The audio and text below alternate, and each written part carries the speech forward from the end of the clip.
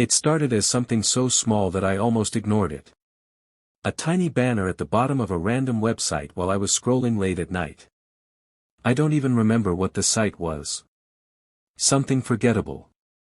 Something normal. But the banner wasn't normal. It was black with simple white text, and it said, 27 days until your birthday. At first, I laughed. Ads know everything now. They know what shoes you like, what videos you watch, what you searched at 2 a.m. when you couldn't sleep. So I shrugged and kept scrolling. But the number stayed in my head longer than it should have. Because my birthday actually was in 27 days. Exactly 27. Down to the day. And the banner didn't say a birthday. It said your birthday. The next day, I saw it again. Different website. Same banner. 26 days until your birthday. That was the moment the tiny flicker of curiosity turned into something heavier. Ads don't follow you across completely unrelated websites like that. Not in the exact same style. Not in the exact same font. This one didn't try to sell me anything. It didn't blink or flash or move. It just waited. I showed my friend at school. I opened the page and pointed at the banner, expecting him to laugh or make a joke about cookies and tracking. He leaned closer to my phone, squinted, and asked me what I was talking about. He couldn't see it.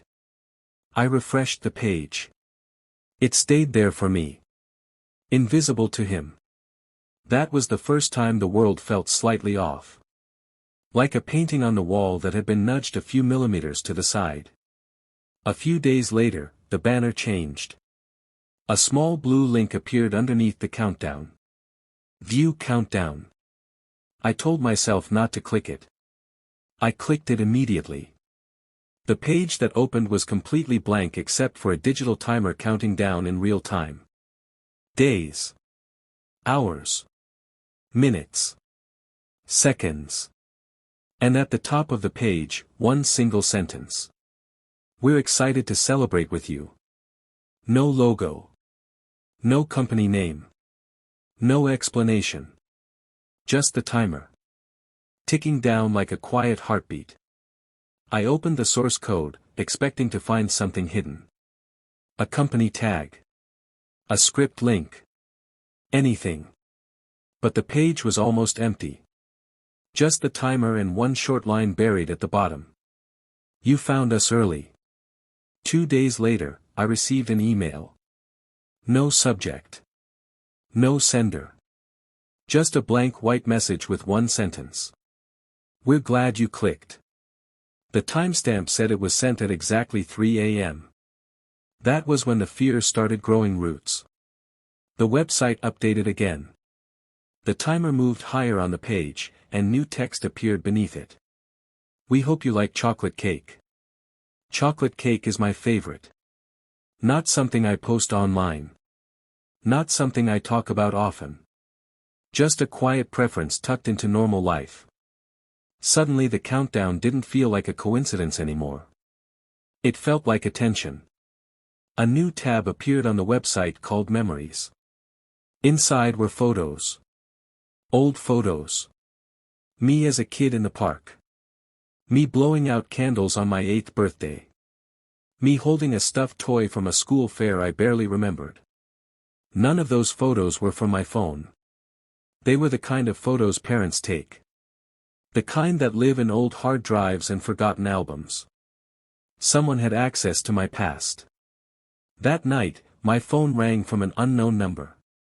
I answered without thinking. A calm voice said, "We hope you're excited." Then the call ended. No breathing. No background noise. Just the words and silence. The site updated again. A new section appeared called Gifts Prepared. A jacket I'd looked at online weeks earlier. A book I searched for once but never bought. Headphones I'd mentioned in a conversation but never typed anywhere. It felt like someone had been quietly collecting pieces of my life like souvenirs.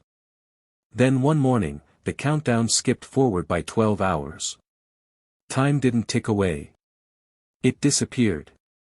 My phone buzzed with a calendar notification that I never created. Your birthday, 12 a.m. No sender. No invite. Just the event.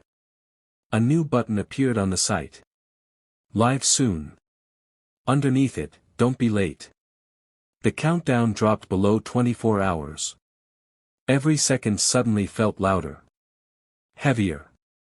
Like footsteps approaching a door. That night, the website displayed coordinates.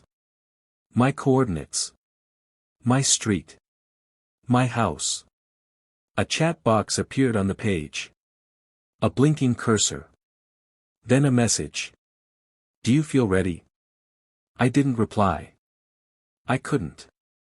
The timer reached the final minute. The live button began flashing. When the countdown hit 0, the live stream opened automatically. The video showed a dark room. A table. A cake with candles already lit. The camera didn't move for a long time. The flames flickered quietly. Wax dripped slowly down the sides like time melting. Then the camera started to turn. Slowly. Toward a closed door. I stared at the screen, unable to breathe, unable to think, unable to look away. The door handle moved. The stream ended instantly. My doorbell rang.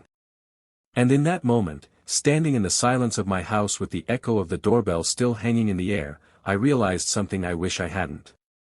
The countdown wasn't counting down to my birthday. It was counting down to my arrival.